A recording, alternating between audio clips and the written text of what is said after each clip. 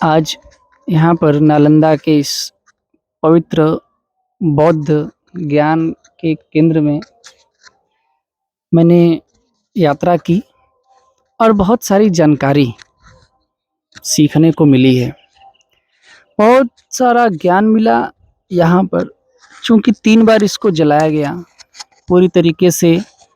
बख्तियार खिलजी ने 1190 में इसको नष्ट कर दिया था और उसके बाद से या फिर कभी उठ के खड़ा नहीं हुआ।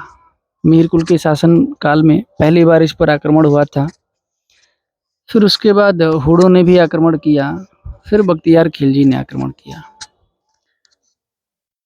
अभी इसको लेकर के विवाद चल रहा था कि नालंदा को जलाया किसने, और यह विवाद आगे भी चलता रहेगा।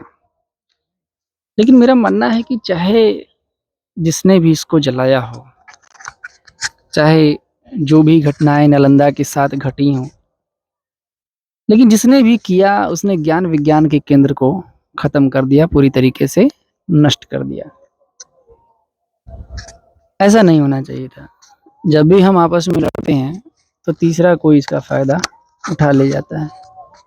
चूंकि यह जितनी खुदाई देख रहे हैं, यह ऐसा माना जाता है कि जितना था उसका 10% ही ये खुदाई हुआ है और बाकी सब नष्ट हो गया है। बाकी चीज़ों की खुदाई नहीं हुई और आसपास के गांवों के नीचे यह जो है दबा हुआ है। इतना प्यारा एएसआई ने इसको संरक्षित किया हुआ है। यहीं पर सारीपुत्र का जन्म हुआ और निर्वाण भी सारीपुत्र ने यहीं प्राप्त किया, जिनका स्तूप भी आगे बना हुआ है, जो हर जगह हम कवर मैगजीन पे देखते हैं। यह देवालय जो आप देख रहे हैं मेरे सामने, दिखाइए उधर जरा। यह देवालय मेडिटेशन सेंटर और मंदिर हुआ करते, और इन देवालयों के ठीक सामने जब आप देखेंगे तो मेरे ख्याल से 1, 2 और 3 हॉस्टल इसके ठीक सामने पड़ते हैं। यह मंदिर नंबर 12 है और मंदिर नंबर 11 जो उस साइड में है, उधर दिखाइए, वहाँ उसके सामने भी 3 हॉस्टल मिल रहे हैं। इस तरीके से कुल 13 मंदिर हैं। तो 13 मंदिर में 39 हॉस्टल इस तरीके से हो जाएंगे। हालांकि सिर्फ इतना ही अवशेष अभी खुदाई में प्राप्त हुआ है जिसको संरक्षित किया जा सका है।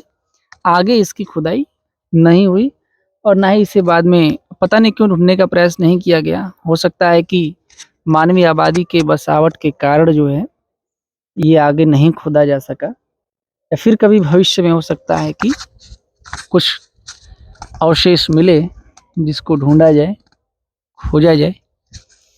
कुल मिला जुला करके यहाँ नालंदा में आना और यहाँ पर घूमना, इसकी विजिट करना, मैं चाहता हूँ कि सारे विद्यार्थी जो विद्यार्थी हैं उनको आना चाहिए और आकर के यहाँ की भौगोलिक, सांस्कृतिक, ऐतिहासिक चीज़ों को समझना चाहिए, देखना चाहिए। अंदर हॉस्टल में बहुत सी चीज़ें हैं और इस तरीके से वो बनाया गया है कि आधुनिक तकनीक और मशीनों की भी ज़रूरत नहीं है, और इस तरीके से आर्किटेक्चर और इंजीनियरिंग वहाँ पर हुई है कि हर एक चीज़ ऐसा लगता है कि ऑटोमेटिक हुआ करता था और बहुत बेहतरीन तरीके से हुआ करता था, जिसको कि मेरे गाइड ने भी वीडियो में बताया, समझाया है। आप वो वीडियो भी देखिएगा। लेकिन मेरा यही कहना है, यही रिक्वेस्ट है कि आप आइएगा ज़रूर यहाँ पे। जब भी आपको जीवन में मौका मिले घूमने आइएगा और यहाँ की चीज़ों को देखिएगा।